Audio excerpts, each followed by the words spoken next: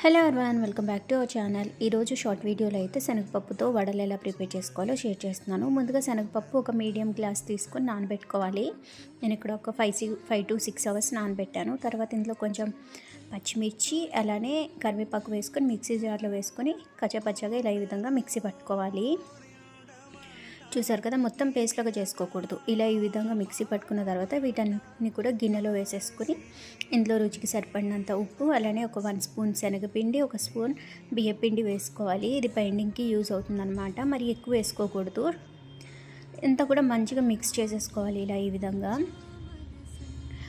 తర్వాత ఇలా వడ షేప్ లాగా చేసుకుని వేడి చేసుకున్న ఆయిల్లో ఇలా ఈ విధంగా సైడ్ నుంచి డ్రాప్ చేసేసుకోవాలి. అంతే, అన్ని వడల్ని కూడా ఇలా ఈ విధంగానే వేసేసుకోవాలి. మంచి టేస్టీగా ఉంటాయి అన్నమాట. ఇంటికి ఎవరైనా రిలేటివ్స్ వచ్చినా లేదంటే తినాలి అనిపించినప్పుడు ఇలా ఈ విధంగా సింపుల్గా చేసేసుకోవచ్చు. ఇవి 2 సైడ్స్ మంచిగా ఫ్రై అయిన తర్వాత ఇలా గోల్డెన్ కలర్ వచ్చిన తర్వాత వీటిని అయితే తీసేసుకోవాలి. సేమ్ మిగతా పిండిని కూడా ఇదే విధంగా వడలాగా చేసుకుని ఆయిల్లో డీప్ ఫ్రై చేసేసుకోవాలి.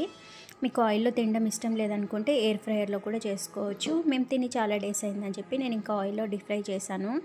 చూసారు కదా, చాలా క్రిస్పీగా చాలా టేస్టీగా ఉంటాయి అన్నమాట. మీరు కూడా ఒకసారి